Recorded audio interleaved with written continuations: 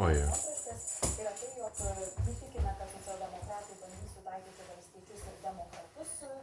Čia irgi sulaukė nemažai reakcijų.